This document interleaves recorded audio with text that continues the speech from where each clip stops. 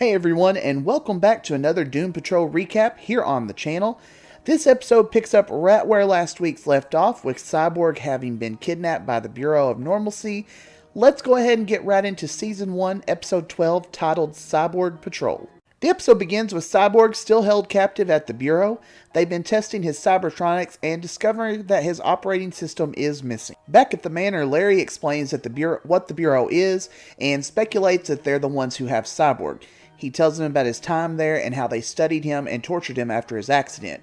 He also tells them about a place called the Ant Farm, which is their top secret lab similar to Area 51. He says that there is no way into this place, and the only way he made it out was with the help of the chief. CYBORG's father shows up, having tracked the operating system to the manor. He discovers that Victor separated himself from the operating system, and Larry tells him that they suspect that Victor is being held at the Ant Farm. Somehow, Victor's operating system reboots inside him and comes back online, the nanite technology having rebuilt it. He is flooded with images of the accident that killed his mother, and he's helpless to turn this off. Victor's father suggests they break into the ant farm, and the team eventually agrees to do this. He takes them to the entrance of the ant farm, where Larry is disguised as a soldier, and Cliff and Jane are prisoners. Once inside, Silas leads them through the facility. Silas appears to have double-crossed them, though, as they are ambushed and captured in exchange for the release of Victor. The leader of the Bureau takes Silas to his son's cell, and Victor realizes that his father made a deal to get to him and asks what sort of deal. The rest of the team are being separated and being studied. Larry and his negative spirit have actually been separated. Cliff is stuck to the ceiling while a lady runs tests on him, and Jane is strapped to a chair and being tortured by the man she fought in the previous episode. He wants revenge for her breaking his arm. As Silas explains to Victor that he did this for a reason, we see a flashback to the team planning this out, the double cross and everything. It's all been to gain access to the ant farm and to get Victor out. Rita will be the one who saves them, as she's been stuffed into Cliff's robot body. He lets her out, and she reforms to a human and releases Cliff as he falls on top of the lady who was studying him earlier. Jane is taken over by Karen's personality when she's triggered by a random song, and she uses her power to make her captor fall in love with her.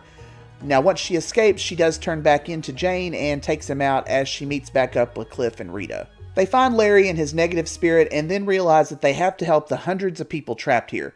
The negative spirit unlocks the doors, and all the other people trapped within the ant farm are released.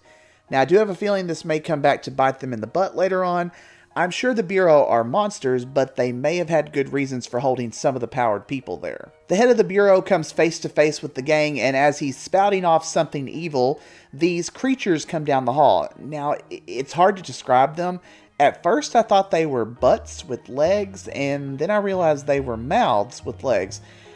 Either way, it's still really crazy, but apparently they're pretty deadly as they start to attack the guards. Back in Victor's cell, Silas tries to get him to reinstall the original operating system, but he rejects this idea as more memories of the bad things his father has done are flooding his mind.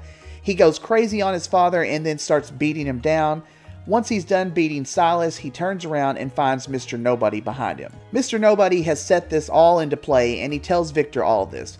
Now, I've thought in the past episodes that they did a good job with the CGI on him, but in this episode, he looks absolutely horrible.